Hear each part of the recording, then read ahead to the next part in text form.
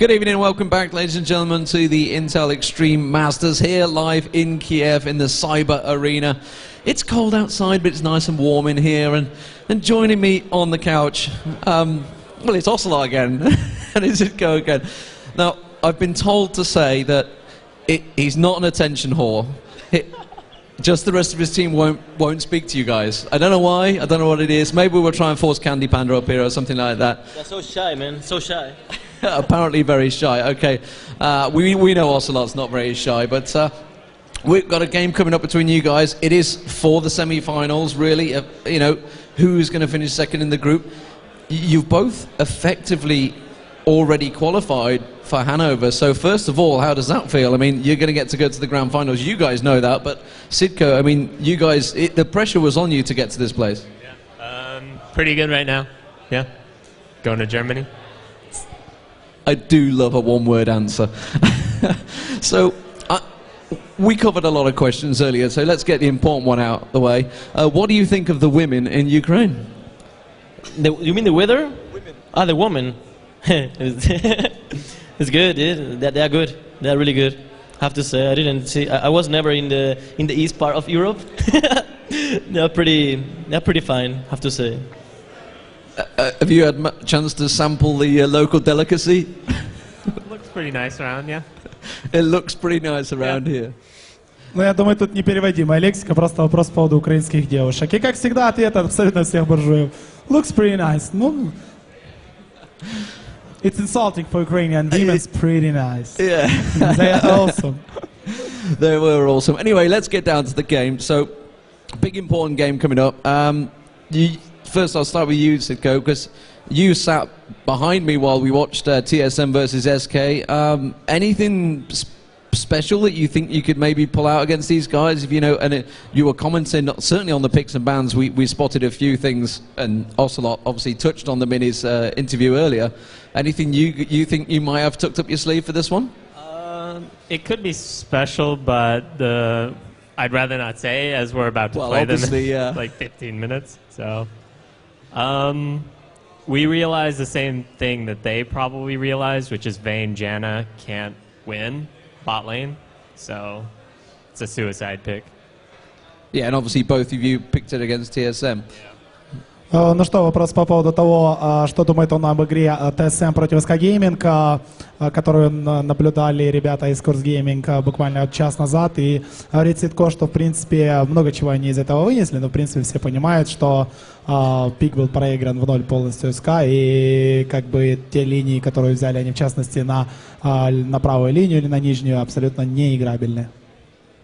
And same to you, Ocelot. I mean, you basically, if people aren't aware, Curse Gaming and SK are sat back to back in the arena at the moment. You've got one of these dividers pretty much between them in a tiny little row in LAN.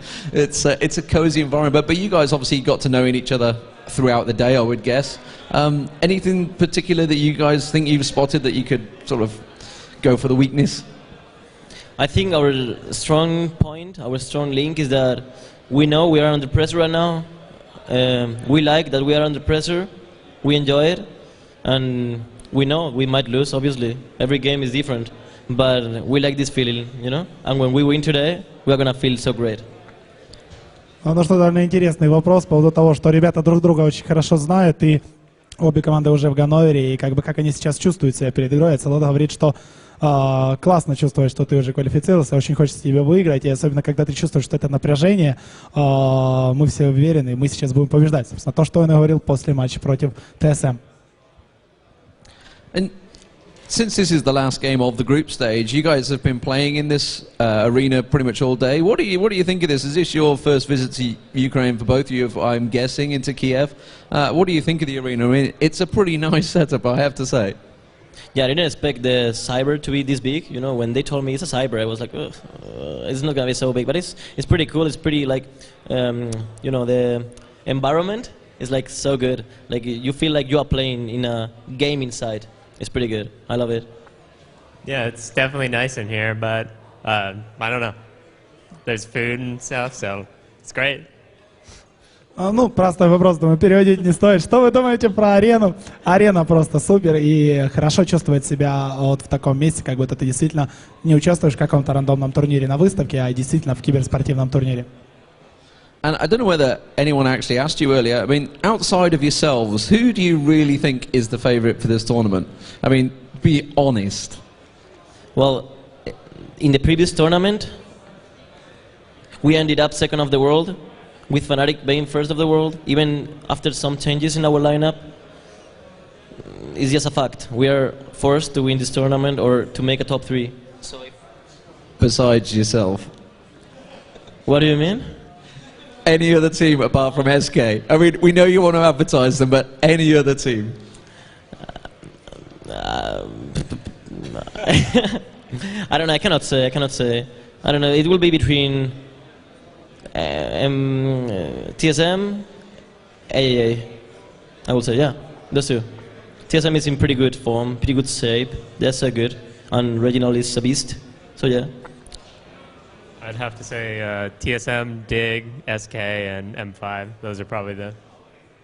Что простой фаворит, кого считает ребята простой вопрос, кого считает ребята фаворитами в этом турнире, ну и СК считает, что только они могут стать чемпионами, но также обращает внимание на ТСМ и французов АА, в то время как ребята из Curse Gaming фаворитами считают СК, ТСМ и команду Moscow 5.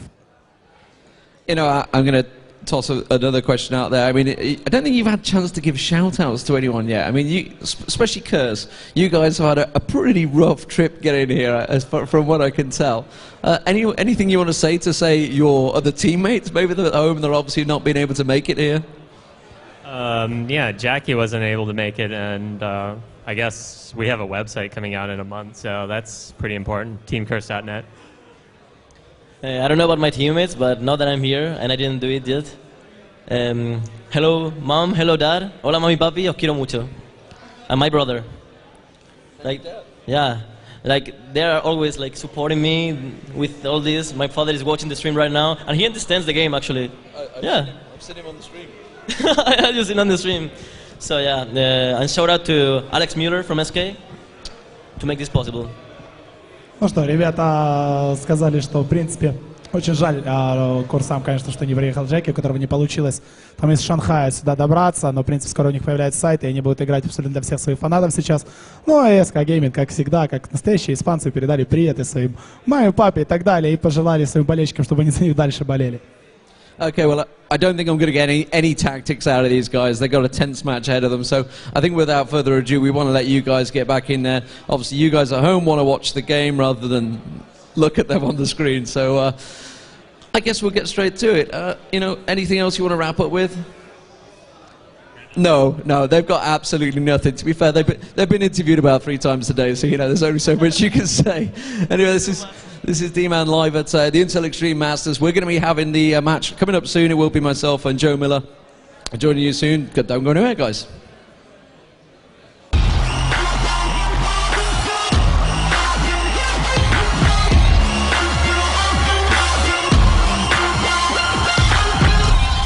The Intel Extreme Masters is powered by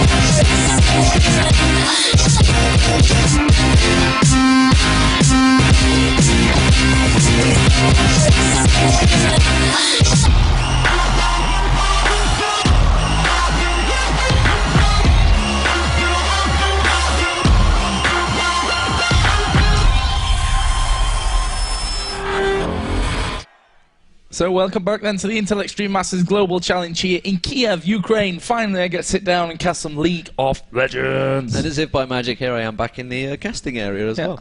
It's not far away, to be fair. And yeah, you've missed some pretty good games. You did manage to get to see SK TSM, didn't you? We sat and watched that one, so it was all good. There's been some good games. There's been some pretty one-sided games. But that's what you get in group stage. You never know. Yeah. Personally, I think tomorrow the group stage is stronger. And we were talking about this earlier. There's a lot of people that have been saying about it, but we can go over that I thought tomorrow. Moscow 5 have already won that Well, group. if you listen to some people, then they've already qualified and won it, despite the fact they're the only team in the tournament that's never actually been to an event. You know, you got third place, you've got winner from IPL, you've got second place from DreamHack, and then you've got a team that's never turned up at an event. And for some reason, people have them winning the event already. But anyway, moving on, we're going to have Curse versus SK. You've just seen the two players trying to get words out of it. Sidko was a little strained there. Not gonna lie, yeah, Sidko took a little bit of coaxing, I believe is the word. To get some words out. And then obviously you can't shut Ocelot up sometimes. So, you know, he did actually say, you know, look, I nobody else wants to do these interviews. It's not just me. I was like, yeah, right, okay, whatever. Yeah. So cool story, bro. Yeah.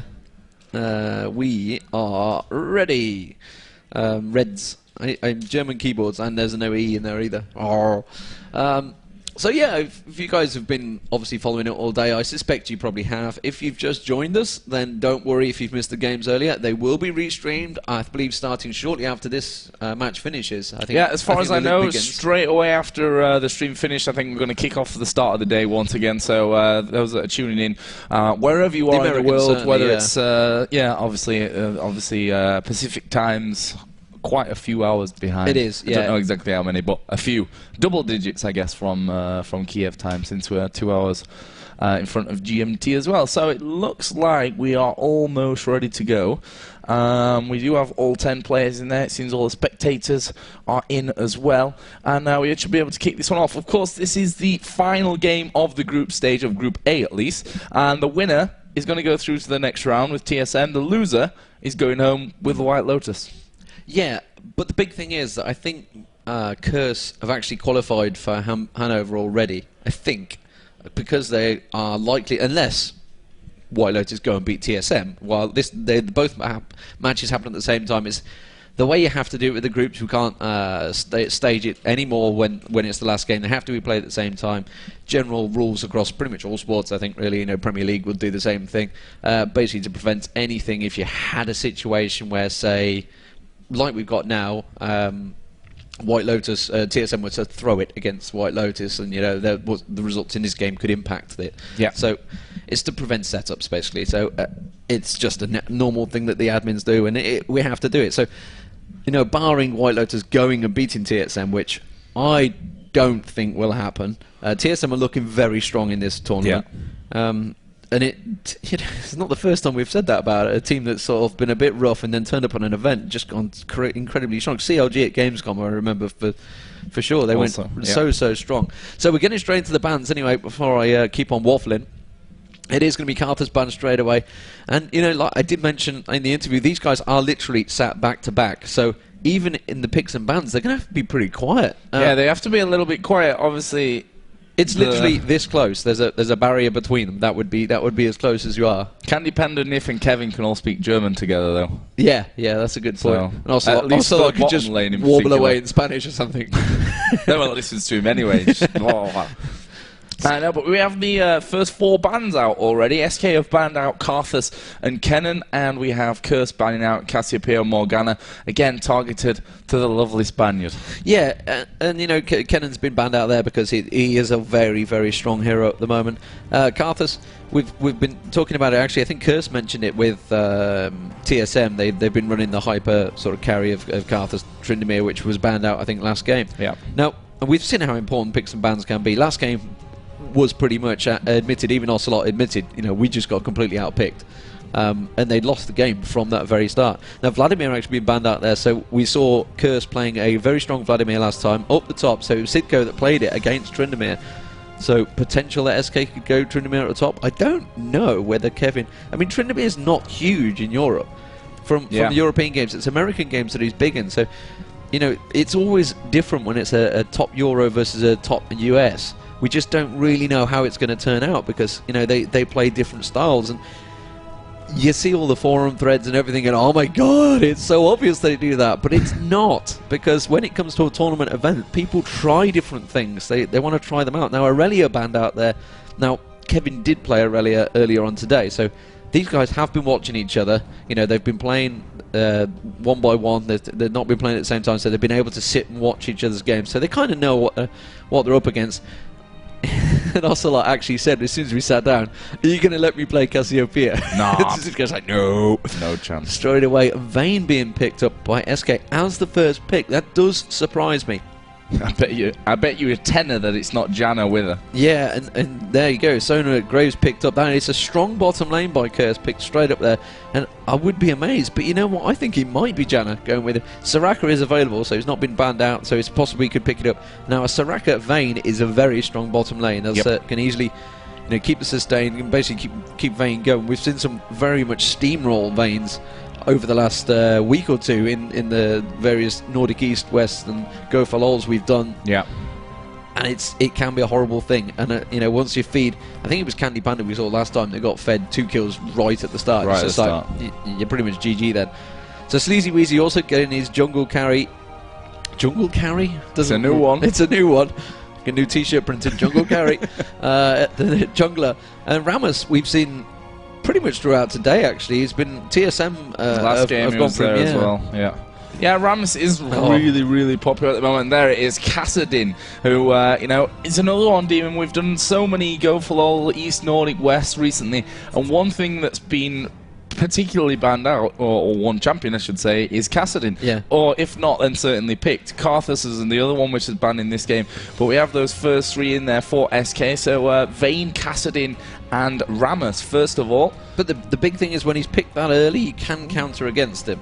So I don't know whether they've shot the bolt too early, as it were. They've picked him out a little bit too early. They obviously, it's exactly what they did with LeBlanc. They picked him too early, should have left it for the last one. They thought Reginald was going to take it and then got countered. Now let's see whether Curse are able to do that. They have looking like going to go Lee Sin. Now Jaximus on Lee Sin last time against White Lotus, I wasn't overly impressed. He did well in the game. He got a good score, don't get me wrong. But the ganks didn't work. He wasn't quick enough out there, and he really didn't help. It was down to Sidco to basically win the top lane, which is obviously what happened when he was Vlad. What is Flashy going to pick up? Galio pretty much locked straight in there. Interesting story, actually. Curse versus White Lotus. The Soraka pick, which was the last pick, Liquid, or one of the Soraka picks, it went down to literally the last second, because he didn't realise it was his turn to lock his hero in. So he nearly got a random. they just all of them turned around at once and said, pick Soraka! He was like, oh. Literally clicked it in the last split second. So, yeah, nice concentration level in a tournament game. But there we go. It is going to be Soraka down bottom. Oh, and of course, Riven top. So that is a very strong lane there. So SK have picked a pretty damn good team here. Renekton is also possible. I think possibly Riven, but I mean, he's thinking, is he going to be mid against a Galio? It's possible. I think it might be Galio mid, because it is possible that the Euros certainly have done it as well. I've seen Sleazy Weezy, and a lot of people actually do go, well, yeah, Galio is quite possible. Certainly from, I'm thinking from Flash's perspective, he'd be the one that'd be thinking, okay, I'm going to do this, because he's going to be very hard to kill. So Ocelot's not going to be able to get much chance, and he can just, you know, farm his way to victory, as commonly known. So he has switched back to Riven, and one of the counters for Riven, if Aurelia is banned, is going to have to be Gangplank. So that makes sense. So pretty good picks from both sides. Personally, I think SK have got probably what they wanted in this picks and bans. I don't know from Curse's angle. It's the first time they've managed to get Graves, I believe. Down the bottom, I'm trying to think what they picked in last game. If only I had the sense to write these things down. The last game? Yeah, it's been a long day. No. Versus White Lotus. Then I'm just totally out of the picture. Curse's last game, yeah. I can't think. Freak was doing the picks and bans, so I'm not too sure. But anyway, nevertheless, it is a pretty strong team there. You've obviously got the ulti from Flashy, or assuming it's going to be flashy in the mid on Galio. So the ulti from Galio to pull them all in. You've got, obviously, then you've got a crescendo from Sona. So you've got a good AE pull to keep them in position. The question is, can you get the damage? You've got the Gangplank ulti to go on top of them all. So there's a lot of damage that can come down on the AE. And of course, Graves can obviously do his bookshot, etc. and nail them down. But on the flip side, you've got a lot of mobility from SK. I mean, you've got Rammus can spin in, Ocelot can obviously do his void walk in, Candy Panda on Vayne can cover distance, Riven is very mobile, so you've got a very fast team from SK, so it's really going to be who, I'm not too sure how the lane phases are going to plan out. I think there's going to be a lot down to whether Jaximus can get out in that jungle. Sleazy Weezy almost certainly will be coming out and helping out, whether Kevin can be closed down the distance on Sidco. We have seen a couple of Gangplanks lately not using wards at the top. I don't know why. Don't ask me why. They think they're like bosses and they can just stroll away, eat them oranges and walk away, no problem. But yeah, like you say, it is Gangplank. But I think SK have got the better picks here. Yeah, I totally agree with you with this one as well. And I think that SK's, you know, they've played in so many tournaments recently in different places in the world. I'd say their tournament experience is that little bit better than Curse's, actually, or certainly, obviously, Curse have that stand in there. They had all these problems getting here, and you know, it just didn't go well for them right from the start. And I think that SK are going to look to capitalize on this one. They do have that wealth of tournament experience. Ocelot, for example, has been playing tournaments for, I think, since he was 16 or something, previously with World of Warcraft, and now coming into League of Legends. So there's that wealth of experience, and as Ocelot said in the interview, actually, SK really like to play under pressure. He said that's where they really feel at home, and certainly this is a position of pressure. This is the pressure they put themselves under. We're going to have a restart of the game. There's just a small delay, so that's no problem. We can talk over that one, because Joe, this is the first time you and I have actually got to cast today. You've been busy doing Counter-Strike. And this is my first time here at Cyber Arena. Obviously, you've been here before. You loved it. And I actually think it's a really nice atmosphere. I tried to touch on it with Ocelot and Sidco, get their feedback on it. And he said, you know, you feel like you're actually in a tournament environment. You got the big screen in front. You guys, I think you have had a few overhead shots of the arena. You can see there's a nice seating area. Beer is really cheap. Just gonna Which is always a bonus. Which is always a bonus. You've got food that you can bring brought out to your tables, etc. And then behind that area is the gaming area. It's a nice, decent layout of the PCs. They're all pretty damn good PCs, etc. Yeah, so it's a really nice setup, which is, you know, the teams have also been sat in the same spot. They haven't had to move, so they've been able to settle down, get comfortable, and do their thing. Yeah, it's a really, I think it's the closest that esports actually has outside of Korea, at least, and China, because they have a esports stadium. But yeah, to an esports stadium, because you've got that whole feeling, the big stage there, the screen's massive and great quality, you know, the sound's good in here, it's warm inside, which is always a bonus in this place. Unfortunately for our poor production crew, which I have to give a shout out, they're actually sat just off to this side here, and it's actually freezing cold in there. They're sat with like heaters around them, all with gloves and hats on, and yeah, so good for them. Can we have 2 slots in observers for Hall in Arena? Yeah, I mean, sure. There seems to be a lot of, and we've even got Red Eye at the window as well. Red Eye, that's good. He's in a big puffer jacket. It's looks like an Eskimo. It's definitely chilly in there. There's actually something written on that window. I'm not too sure if I should read it out. Looks like a dusty window, but yeah, I think that was someone trying to write a message, because it's a Spieler, which means player. But someone was stupid when they wrote the S and they wrote it the wrong way around, and then realised that they had to write it from the other side. So yeah, we're just waiting. I'm not sure what the problem was, why we had to have a remake here, whether one of the spectators weren't in, or 1, 2, 3, 4, 5, 6. We have all spectators in at the moment, so we're just waiting for last man from Curse, which is going to be coming in here just shortly. But what do you think to Kiev as a whole? You know, we can talk a little bit about that, apart from the fact that it's absolutely freezing cold. Well, as is the usual, when you do go to these events, you don't really get to see a lot of the players, do you? Well, the thing last year, this year we were in a hotel just across the road here, which is handy, perfect. I think. Yeah. However, last year we lived in apartments, and I was like right in the city. Yeah, so we got to see a lot of it. I don't know if you've heard the story of TSM. They are in apartments in the middle of the city, and they've had like 2-hour, 3-hour walk or something like that.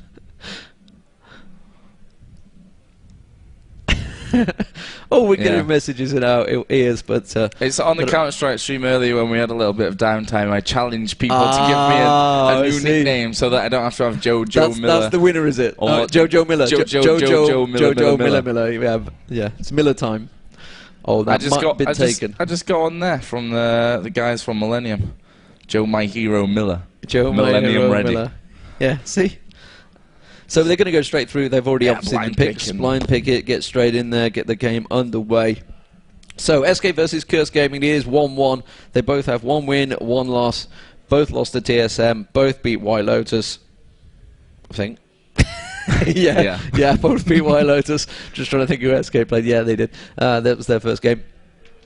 It's been a long day already. You can tell. It's only been like 6 games, 5 games. I know. I looked at the clock I know earlier, that. and they were like, "We're starting at 7:45," and I was like, "7:45?" Yeah, the reason you guys at home might be going, why is there such a big wait between games? It's it's actually nice to be able to stick to the schedule for once. Yeah, that's Normally we're what we've chasing been the trying to schedule. do. Those delays in between while we've been running the Intel Extreme Masters New York stuff is literally because the games have ran on schedule and early schedule. Yeah. So we don't obviously want to start games straight one after the other, and for you guys that are tuning in for a particular matchup, then you might miss it, which is what we don't want. So we've been trying to keep to that schedule as much as possible. So all credit to the players for being there on time this morning to start off, and TSM worked quite on time. Half hour late. However, that all got sorted out in the grand scheme of things. After walking for I think 2 or 3 hours in the Kiev night, I think last night, we'll allow because it was pretty cold last night and it was snowing. It was freezing and it was snowing. I feel like I'm in true Ukraine though. If it wasn't snowing, I think I'd have been disappointed. Yeah, last year it was actually not even below freezing. There was no snow. We were like, "What is this?" And you do wonder who does these schedules that says, okay, let's go to Kiev. When's it In the January. coldest? Okay, let's look at the 12-month forecast. It's really cold then. I think we should go in January. That seems like a really good idea. I think in the summer would be a little bit more pleasing on the skin, let's say, and also on the eye when it's warm here. Yeah, I'm sure definitely, as well. it definitely would be. In the place where vodka is cheaper than water, I think we discovered this morning, which it's nice. It's nice. But we are actually loading the game, so I think we're going to get straight into this one. Here we go. Let's give you a quick roster rundown because we've not.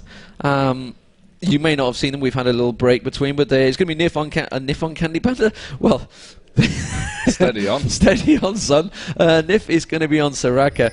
Candy Panda will be on Vayne down the bottom there with him. Sleazy Weezy is going to be in the jungle on Ramos. Kevin up the top. He is the new AD. Bruiser up the top on Riven, and it is going to be Ocelot in the middle on Cassidin. For Curse, it is going to be Liquid 1-1-1-1-2 on Sona this time. Not going to be Soraka down the bottom there. He's going to be with obviously Cop on Graves. In the jungle, it will be Jaximus on Lee Sin, Sidco at the top on Gangplank, and Flashy in the mid. And we are possibly going to have a poke. They will have seen them. They will have definitely seen SK going in there. SK are now going to move straight in towards Curse here. Curse are ready and waiting for him. Sleazy Weezy is going to get taken straight down there. Kevin may well follow. They're going to try and get back onto him. Candy Panda's the nearest target. Will they get any stun? Already used Cleanse Up, so that's going to be a summoner spell used. He's going to just about get away from this one. Oh, that's going to go step too close for Gangplank. Ocelot does manage to get the kill there. Jaximus also managed to get Kevin in amongst all of that. So 2-1, very early exchange.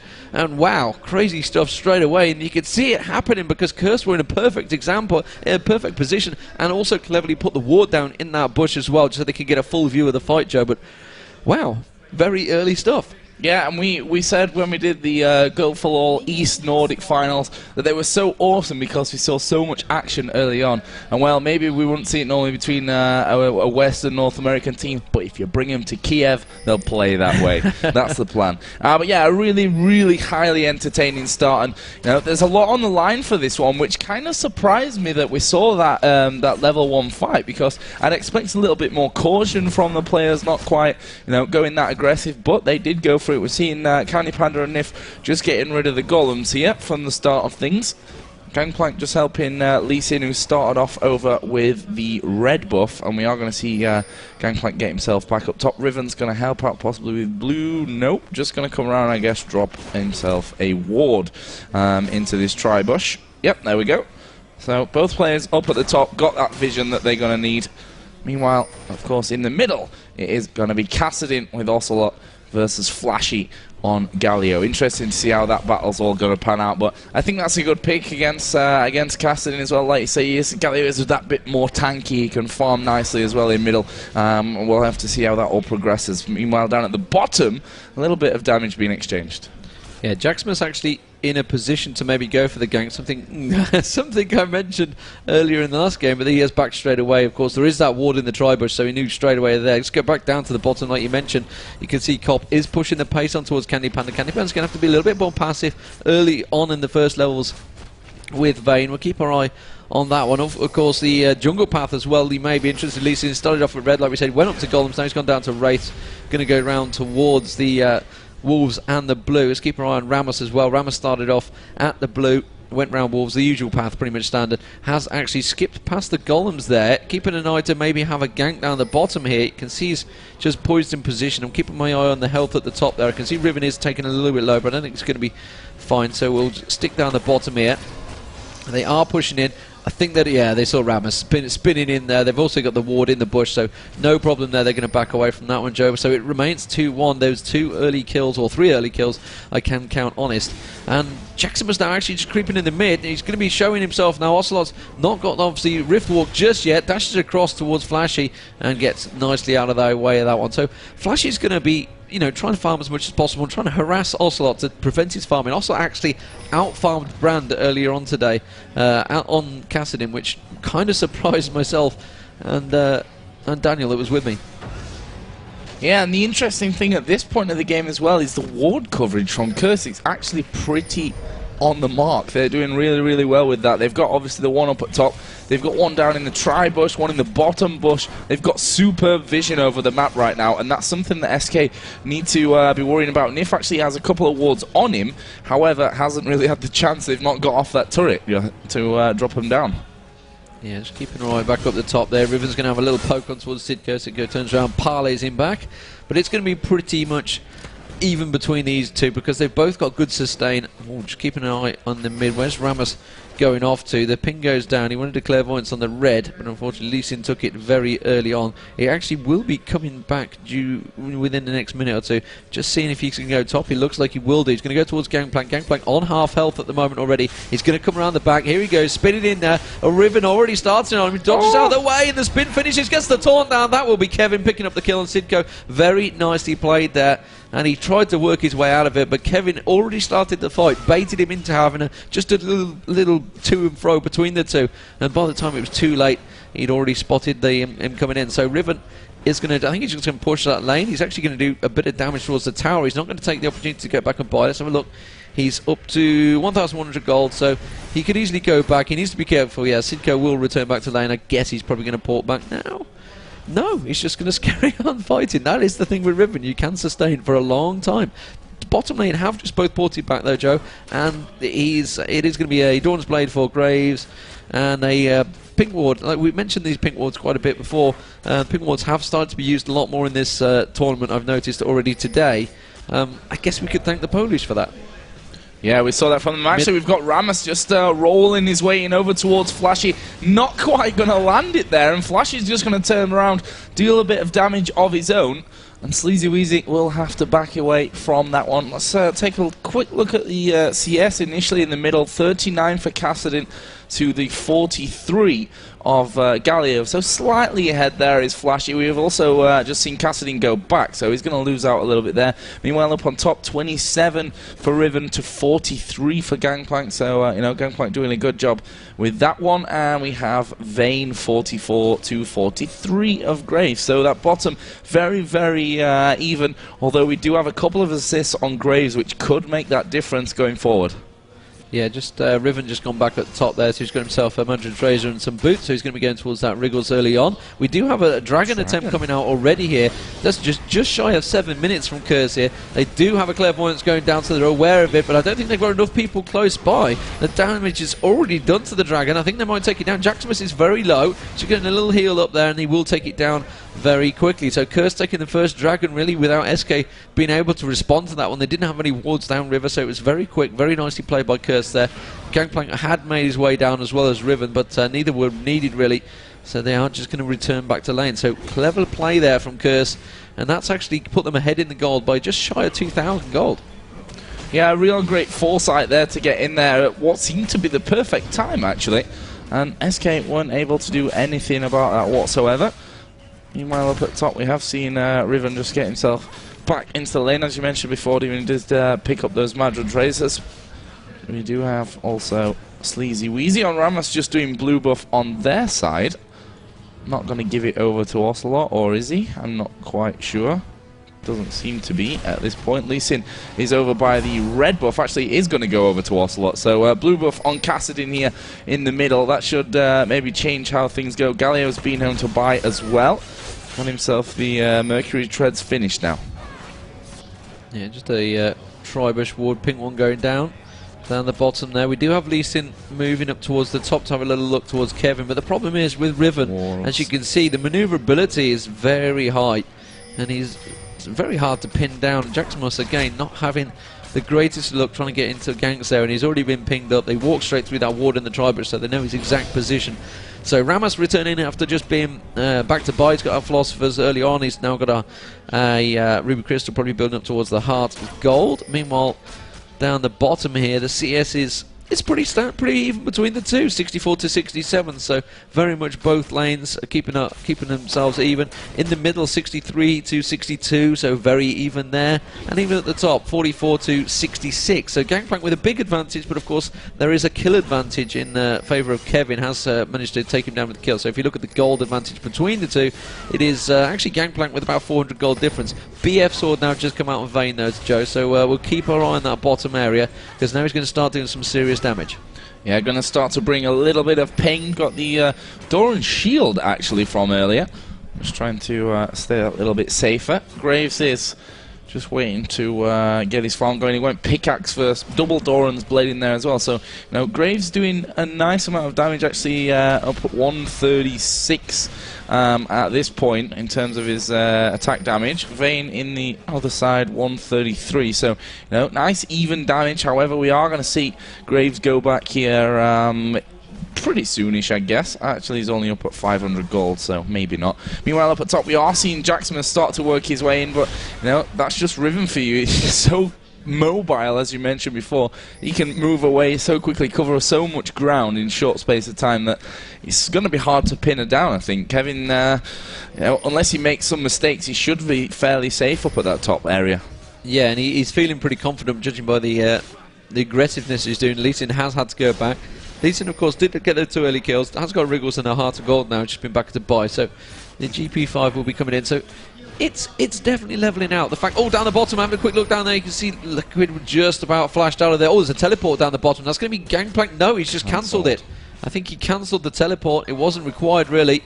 They had managed to back out there. Ramos, Sleazy Weezy had managed to work his way down. Obviously, Sleazy Weezy, the new jungler, certainly for this tournament. Whether that's going to stay the way, we do not know yet. He's coming back again, once again, straight in towards there. Managed to get the taunt down on Culp there, but I don't think it's going to be enough. Oh, tried to pin him on the wall, but instead just knocked him away.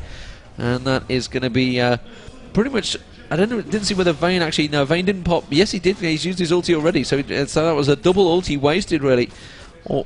I don't know, is it wasted when you don't get the kill? You make them burn some summoner spells. It's always one of those hard things to judge. And the clairvoyance going down, they're just not sure whether Sleazy Weezy had gone back already.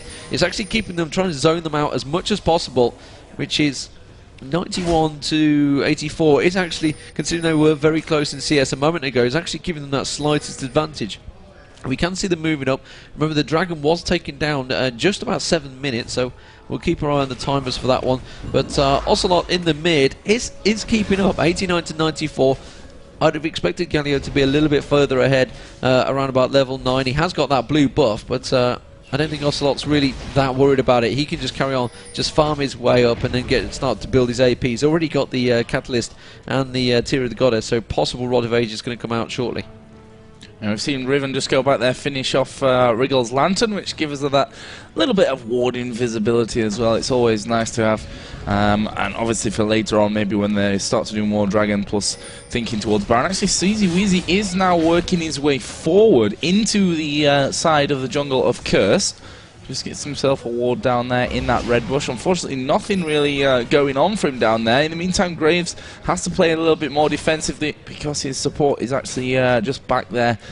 Not sure what Liquid was actually doing, to be honest, right all the way back there. So he drops a pink ward right in front of the Dragon Pit, and there, of course, will be a ward. Actually, Candy Panda coming in, that's a safe ulti. Very safe indeed, but if they do go for a team fight now with this Dragon due momentarily, it could turn out badly. Actually, Jaximus is going to get caught here inside the middle. Ocelot is moving himself in as well. They've gone for Flashy, changing targets. Flashy is going to go down. They're going to dive now in onto Jaximus. Will they be able to hold on to him? Not quite. They switch targets left, right, and center, and Gangplank is going very low as well. Ignite is down, and that is a very, very clean set of kills from SK, taking down Gangplank and Galio, and I think they're going to have a middle turret here, very possibly. Dragon first. Dragon is just about to spawn. Remember, they got it onto just shy of 7 minutes, or just after 7 minutes. So yeah, there it is due.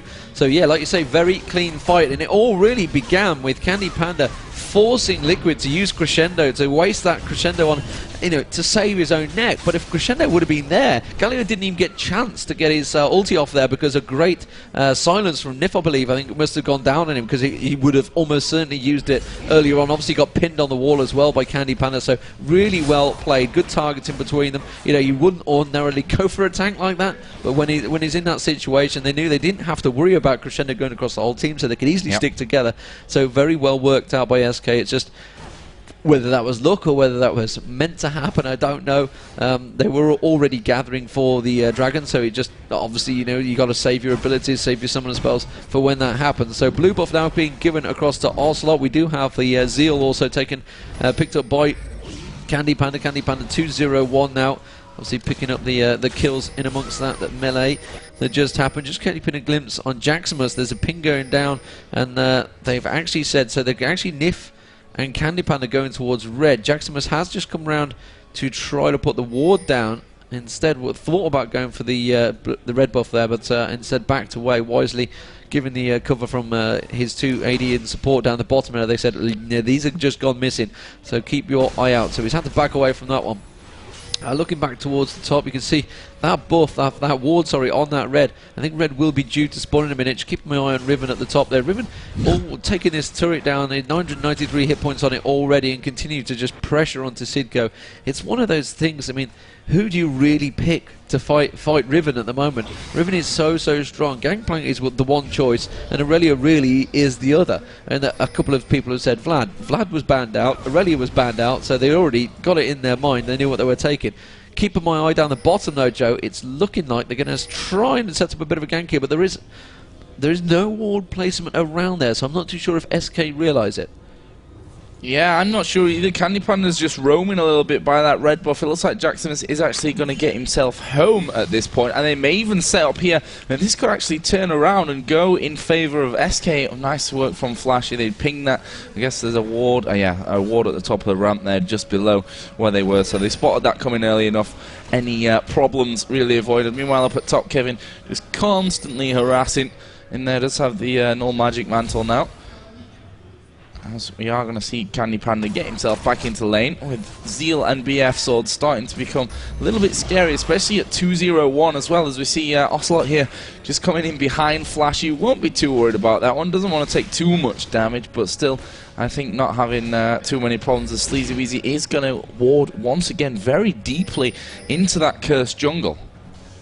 All put down the bottom, you can see there's ulti. Flashy's managed to teleport down there. He's got straight towards Candy Panda. Candy Panda might get out of this. He's had to cleanse his way through, and I think he has. Wow. Very nice escape there. And really, it was down to Nif, obviously keeping him alive, managing to top him off, getting the silence across, and keeping them pinned. Meanwhile, I've missed the kill up the top there. You can see that SK have done a role reversal. Could we see a bit of a base rush between the two? Jax does finally get down onto Candy Panda, and I missed 2 kills back to back as soon as I switched between them. So we're going to have the inner turret at the top there, and well, you know, Curse are going to have to respond to this one. If they start pushing on towards the inner turret, they're only getting the bottom outer turret down the bottom there, and I think they may take this one. You see Galio now coming around to respond. Yes, they will do. Bottom tower has just gone down. Top turret is going to go down. Kevin taking very low. Will get it down in the end, though, and they're going to have to back away from that one because the rest of Curse have responded. But yeah, quick kills back and forward, and I missed them both. So GG me. Yeah, we talked about this earlier on actually when we were watching the guys in the arena here controlling the Russian stream. Hey, there was 2 fights going at the same time. I've got a good excuse. Yeah, really. They were going on at the same time, that's it. Vane, in the meantime, has been back once again and has picked up the Vampiric Scepter, plus, what else did she get? Finished Berserker's Greaves, actually. We have seen Riven go home as well, and is pretty much buying up there, bought a ward, bought herself BF Sword, Merc Treads, looking very, very strong now, this Riven at 2-1-3, Vane 2-1-1. Lee Sin, though, we talked about how much of a difference he may have to make in this game. He's currently 3-0-0, which means if he gets his positioning right, and possibly has a little bit of luck on top of that as well, in terms of getting into positions without being spotted by wards or whatever, that could turn very, very dangerous for SK. I mean, it's 5-3, 2k gold difference with, you know, that earlier dragon, plus the extra tower that's gone down. This is still a wide open game. Yeah, very much so. Still 5-3. The gold is, you know, 1,000 gold when there's 25 on the table is really not that big of a deal. And certainly now we're moving into the team fights. You can see Ramos spinning it up. They have got that ward in there. They can see Galio, but they know he's got that Banshee's Veil on him. They can see Sitko's there as well. So they didn't really fancy it. So Nifty's going to go back down the river. Doesn't have an Oracle at the moment. I think he didn't get killed, so he hasn't picked up an Oracle itself. Did he just get killed down the bottom? No, he didn't. He's 0-0-4. I'm talking utter rubbish. But we do have Curse making the way down river as a 1. So Riven had gone top. Hasn't got teleport available because he didn't pick it. And he's going to get some easy farm at the top there. You know, with the pink ward going down there. So Curse seemed to be setting up and ready, but not really for anything. I mean, I'm guessing Dragon is due yeah, 19 in a couple of seconds. They're a bit ahead of themselves, and they've certainly got in position well. SK don't actually seem to be prepared for this at all. Yeah, still 20 seconds until that dragon comes up, though, so maybe SK have got that time to get themselves in position. Riven is starting to come down. Flashy waiting there in the bush. Ramos is going to spin up, and Flashy's going to dive straight in front of him, I'd assume, to take the hit with that Banshee's Veil. There we go, Clairvoyance to give him a little bit more vision. Dragon due in a couple of seconds. There we go, Dragon has spawned. The question is, what's the plan going to be now? Curse are still hanging around there. There is a ward in this bus, though, so SK can see everything that's going on. And both teams backing away, although I feel that SK positional-wise are good for a Dragon now. Yeah, they just popped the Banshee's Veil on Flashy, which was Ocelot bravely diving in there. And he's just going to just very patient play between these two. They know that really if a big team fight here could definitely turn the game in their favour. Kevin has dived in there. They're really just trying to bait Flashy into actually using his ulti, I think, or maybe even Liquid to pop that crescendo across them. Really just trying to maybe just sacrifice one to and then cleanse it off and heal it up. Hope Nifty can heal his way through it. Candy Panda's actually going back down bottom though, so they've avoided that. So that's. I'm wondering if as soon as they see Candy Panda down there, whether they're going to make a move straight away for Dragon. Obviously then they're going to be in a 4-1 split more than anything, so we'll keep our eyes here. Yeah, Gangplank thought about going up top. Lee Sin has actually made his way down, and maybe even start off the Dragon, whether he's just going to pull it away. Yeah, the Clairvoyance immediately went straight down him as he's backed away from that one. But while this is all happening, Candy Panda's quite happy farming down the bottom here, Joe. Yeah, and that's something that's going to be dangerous with Vane, especially up to 160 CS, a little bit ahead of Graves, who has 3 assists but still no kills, or death, that has to be said, to his name. SK are actually going home at this point. Nif is going to get himself away from that one. Gangplank, though, has gone back up towards top. They know that Graves is bottom as well because he's just cleared out that last minion wave. And Kevin also doing a great job of just keeping on that farm in between everything going on. We have seen Ocelot just go back, got himself Blasting Wand, plus the Catalyst Protector as well, working himself up towards that Rod of Ages. And what's Ocelot going to do? He needs to be a little bit careful, of course. He's got plenty of mobility, but yeah, he rift walks straight out of that one. But he should know now there's a ward. In fact, there are 2 wards down for SK. One of them, the other one just timed out. But there's a pink ward there for Curse, so they should be able to get rid of that one. Nif also does have the Oracles, and they're going to try and push in for this middle turret right now. Actually, Sleazy Wheezy is coming in from the backside as well. I think this turret is down, especially now that Candy Panda is hammering away on it. Will go down. Kevin even forcing them to back away somewhat, but that Dragon is still there. It's been up for around about 2.5 minutes now. As Nif just clears out those wards, and it doesn't look to me like they're going to push in because Gangplank's hammering away on that top turret as well. Got it round to about 2/3 of its HP. Is Kevin going to try and pick him off here? And I think this could actually end up working out because, you know, there's no turret, there's no 2 turrets not behind him anymore. But Kevin wisely deciding to back off that one. Galio was thinking about coming up top, and I think that ward they spotted him coming up there as well.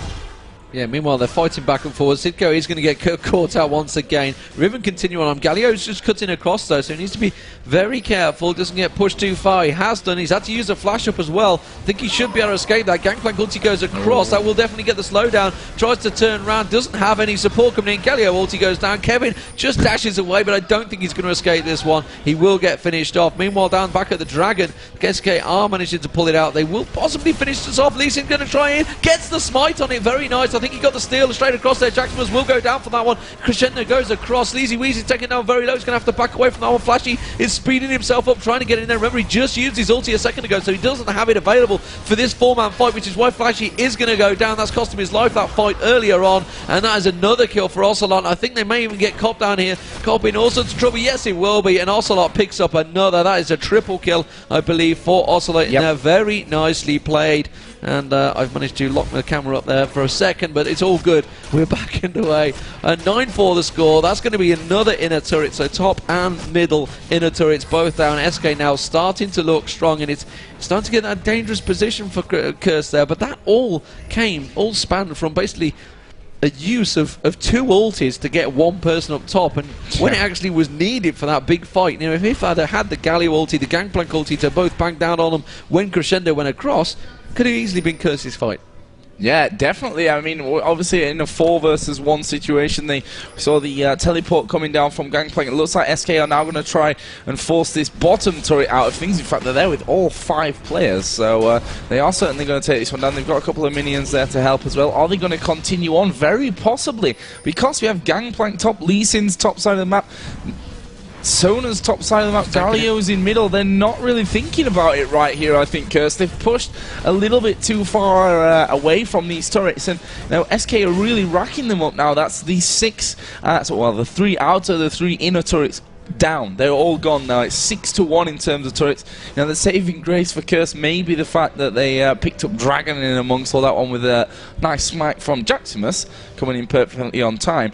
But if we look down the scoreboard, 4-0 for Kassadin, that's going to be some scary stuff. Who kind of abandoned maybe the rod from earlier, just went straight up to a Rabadon's death cap, yeah, straight away. And obviously you got the Phantom Dancer Bloodthirst on Vayne, so that he's also very strong. And of course you got the BF Sword, the Phage, the Wriggle's Lantern is the one I'm after for Riven. Riven, really, it's all about his detracting up the top there. So he ward going down in the bush. They have full control of the map now, really, because obviously all vision's been wiped away for Curse there. Curse's only vision is the 2 wards they've got in the lower jungle area. They've got no wards whatsoever in the top jungle. Sidco is playing a very dangerous game, and immediately coming around the side there. So, and he's going to go straight towards Ocelot. Ocelot with a lot of damage. Candy Panda with a lot of damage. And you can see Sleazy Weezy going to try and get in there, get the taunt down. He will do before he could get his way through there. Meanwhile, Jaximus also playing his way into trouble. That banana flying along there as well. And you can see Candy Panda might well manage to get the finish off on Jaximus. Yes, he will. Jaximus turned around, and that was to his detriment. He was a finished man as soon as he turned the angle, and that is going to be surely a Baron. I think they're probably going to turn around and go straight back for the Baron. They could, to be honest, they could do what the hell they like at the moment. They've got 2 men down, so they're now only going to be up against 3. Yeah, they're warding out like they're going for Baron. Yep. They've warded quite aggressively, I'd say. There's wards absolutely everywhere on the Curse side of the map. Is there vision in there for Curse, though? That's the main problem right now. They're not going to know exactly when this is going to go up. There goes a pink ward dropped in, which is going to be a waste of money instantly. Gangplank ulti goes in as well. Baron's not even down to 1/3 of its health now, possibly right now. However, they've just not got enough vision over there. That Baron is going to go to SK. Granted, they were down fairly low in HP, all of them, but they are just simply going to go home, get themselves healed up, do a bit of a final shop, I guess, and start to push with this Baron. Yeah, absolutely. Candy Panda sitting pretty comfortable what he's already got. There's no massive gold advantage. Riven's just sold an item, I believe, or just done something because he's just popped up in gold. Oh, of course, he's farming at the top. That's why he hasn't gone back to buy. Well, I mean, it's a big difference. You got 3 people, sorry, heading off, just trying to keep that blue buff, and they all want that experience, the gold, etc. That has been given across to Galio, and honestly, we've got a 6-0 for Kassadin on the map. Ocelot, I think, earlier on went 13-1-10 on Kassadin. There's a reason that he is banned all the time in European matches, and it's something that I think we're probably going to see come to the semi-finals. It would be almost certainly banned out. But you know, it's very hard to target one person when they've got a big, you know, area of heroes down the bottom. When he looks like a flash, he will get taken down. Yeah, I thought Candy Panda was harassing him. I didn't realise how quick he was harassing him there with that damage. And now we've got Ocelot also peeking on towards Sitko there. Sitko's having to back away. He could also go across towards Jaximus there. Jaximus trying to flash his way over. Sleazy Wheezy working his way up there. Remember, they have got the Baron buff, so they will be doing maximum damage. All buffed up. 009 Nif as well. And this has just worked out almost perfectly for SK, really from the picks throughout. They admitted they got outpicked last game. This game, I think Curse got outpicked. They let SK have a few too many of their favourite treats in this game. Ones that they ordinarily, I think, say maybe against, I don't know, a Fnatic or something like that, they probably wouldn't have been allowed. Yeah, this is from the very get-go, as you mentioned, the picks already kind of looked like SK were going to be super happy. That one went with the Vayne Soraka bottom lane. Obviously, we saw them last game against TSM with... Here we go. Anyway, fight's going to kick off. Actually, Flashy's got a good ulti across pretty much everyone there, but Vayne is still super healthy. There goes the Sona ulti across. Ocelot's up in Cop's face, trying to take down that AD carry, which they'll manage to do, and that is going to be 4 downed. And really, for SK, they've hardly even lost health in the midst of that, never mind a player, and this is going to be good games. This is GG, and SK are going to go through to the semi-finals. They're going to join TSM. I'm not too sure if many others would have listed it any other way, really. You know, when you looked at the group, SK TSM, they were clear favourites, and they've managed to prove that way. But, you know, all credit to Curse. Jackson was dancing on the fountain there. All credit to Curse. You know, they've got themselves into the place, into Hanover, so they're going to get that trip over there. You know, it does cost a lot of money. I think they said $8,000 it's cost them roughly to get here, to get into this tournament. As the camera pans back to me while I'm sitting in my relaxed pose. Chilling. That's how we cast. We just cast just like that. That's how we cast these games. I was obviously doing the camera as well, but when the game was over. But it's cost them a lot of money to get here. They will have definitely had the experience of being here. They would have wished they'd have got further, and you know, but they have to start with a lineup. Well, bringing 5 guys here first. To bring 5 guys here, $8,000, $12,000 is the maximum prize. So a lot of it isn't about the prize money. It's about getting your name out there. I mean, Curse.com is a pretty big name. Yeah. Certainly, anyone that plays MMOs will know Curse.com. They've obviously expanded into this, but you know, they were a little unlucky. Like you said, they've had the problems with Nijaki straight away. Would it have been any different with him here? Maybe, I don't know. They had a few close run games, but honestly, I think if you'd have asked probably like 100 people, I think probably like 95% of the people would have said TSM-SK would have got through this group. So they've got nothing to be ashamed of. They did put up a great performance. It just didn't work out for them that time. And whether that's down to not researching, I mean, they only had a week's notice, 2 weeks' notice. Yeah, it was a pretty short time to research. Whereas, you know, you got to think of, well, SK actually didn't have that long a notice. But you got teams out there that could have certainly been researching. I mean, I'm just thinking back to like WCG when Korea guys had like stat books of every player, best champion, and what stat win ratio they've got with it. And these things, people are going to have to take note of when the Koreans arrive, because it's going to happen soon. But anyway, that is us for today, Joe. And to be honest, 2 expected teams gone through. Tomorrow is, wow. I mean, tomorrow is basically all 4 teams. I couldn't call it tomorrow. This group I could probably call. Tomorrow, no chance at all. But it's, I mean, honestly, tomorrow we've got Dignitas, we've got Moscow 5, of course. We've got AAA in there, formerly known, well, you guys at home may have known them as Millennium. It's pretty much the same team, barring Kuja. Kuja is obviously in Millennium. Millennium has got the gaming house, so that's going to be a whole different thing. So if you guys are not aware, there is a couple of French top teams out there, and of course Cypher are joining them as well. Cypher came second in New York, so I think we have the group stage up. Hopefully we can get it on the screen. It's on the you can Joe's check machine. it out over at intelextrememasters.com, where obviously all the results and everything are posted. But Group A will finish with TSM at the top, maybe. Assuming they've beat White Lotus. We don't know the White Lotus. I think they, you know, on paper they should have. So let's just assume that for now. SK will join them then in the semi-final. Unfortunately for Curse and White Lotus, it's finito time for them, but tomorrow we'll be kicking off with Group B, which, as Demon said, I think is the group in this tournament. 4 amazing teams against all authority. Obviously, the strongish French team, strongest, not strongish, Moscow 5, former Empire. They love to play Nunu bottom and just wow everyone. Cypher with a surprise package in New York with the 3rd place finish, and of course Team Dignitas, who have just been so solid throughout pretty much everything over in the US. So that's it from us from the commentary booth. It's been a great day, and tomorrow we're going to jump into Group B. We will jump into Group B, so I think we're going to have some interviews coming up shortly after this one. So I guess from myself and you, Joe, it's been a good day. We will be back tomorrow, so don't go anywhere. Go back over to the interviews, back in a sec.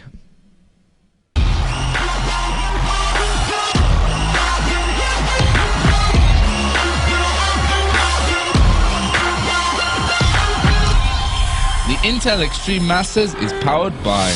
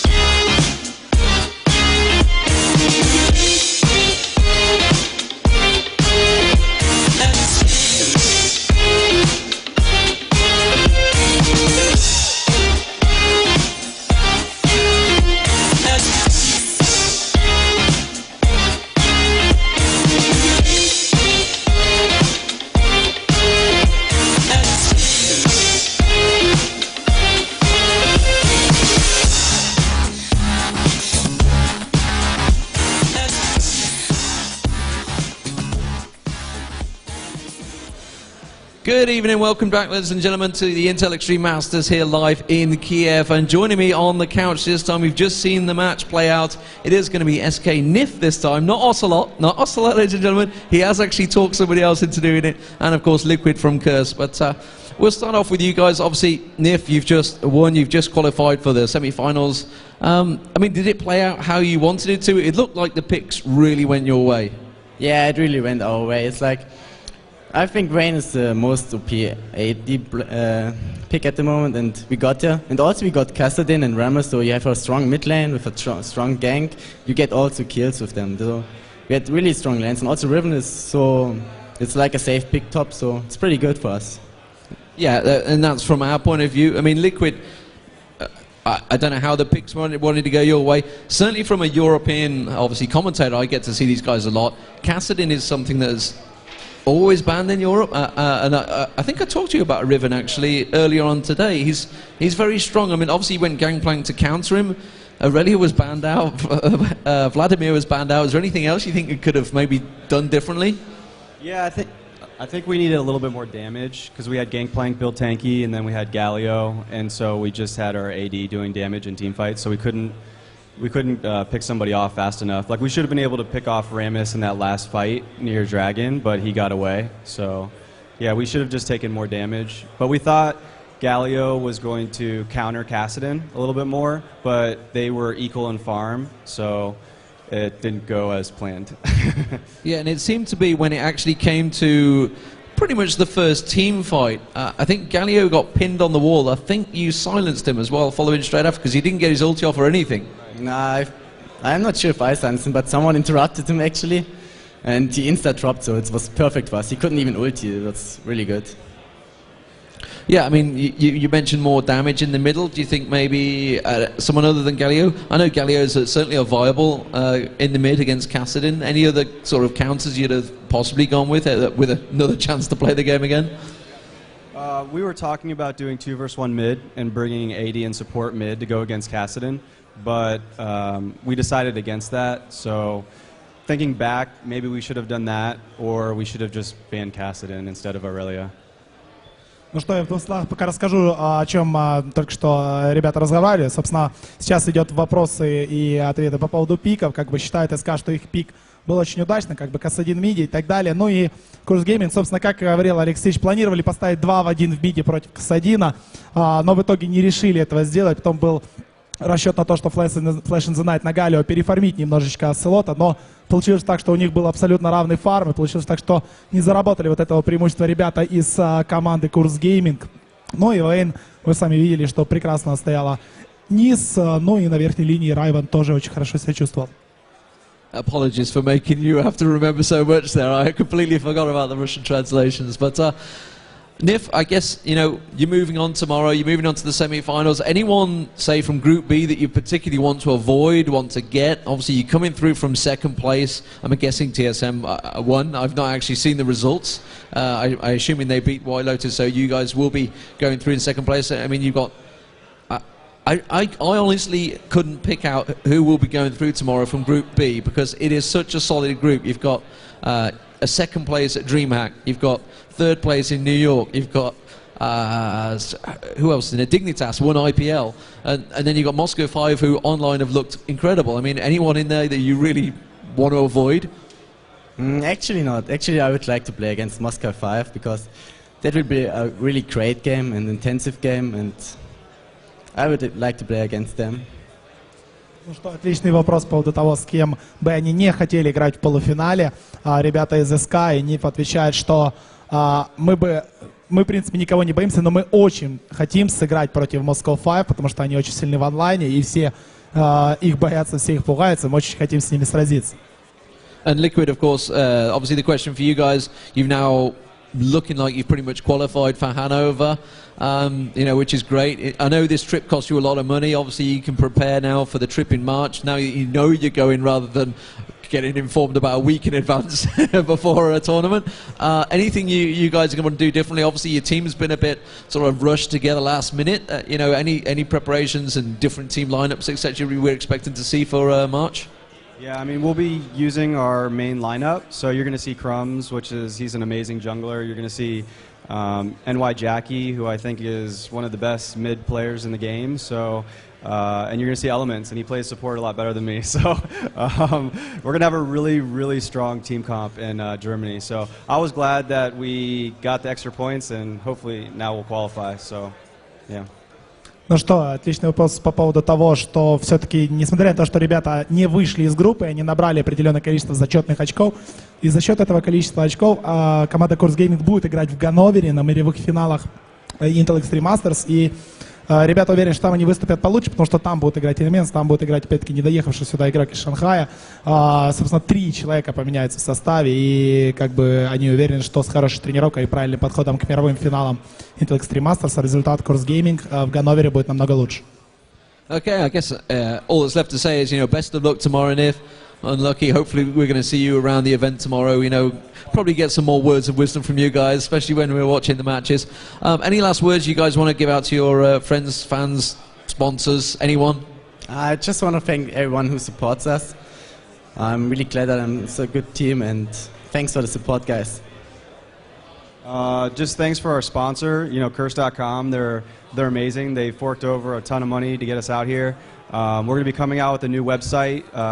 It's kind of the best guides. It's lolpro.com, and for our fans, if you want, you can follow us on Facebook at facebook.com/teamcurse. We're giving away free T-shirts and stuff. Yeah, you don't need to translate that really. Не нужно говорить, все понятно. They're thanking their fans and sponsors. And of course, this is it from myself, D-Man, here at League of Legends tournament for Intel Extreme Masters. Of course, you can watch the restream. Don't worry, if you've missed the games earlier on, you can check them out. Obviously, they're going to be on the YouTube channel as well, which is going to be the Intel Extreme Masters YouTube, ESL TV, obviously page, YouTube, ESL.tv. And you, of course, don't forget to follow them on Twitter. You've got at Intel IEM, if I can get my words right, at Intel EM, and of course at ESL TV. And don't forget, of course, at Joe_Miller and myself, QVD-Man. So we will be back tomorrow. Group B is going to be pretty much epic matches throughout the day. So if you've missed them, don't worry, they will be restreamed. Pretty much as soon as this ends, you'll catch all the action once again. So any important matches you missed, just tune in again. It's all good. Or just stay and watch it for 24 hours a day. You know, whatever you guys like to do at home. If you watch Hotshot make beds at home, you know, you guys will watch anything. So this is it from me here in Kiev. We will see you tomorrow bright and early in the morning. And he goes jumping in. Amazing round. Great hat-trick from Taz. Big flashes in a cast the ultimate. What he held up. Oh no, she will flash. The shield clutch. Oh, a blink into all those units. The amazing defense champion of the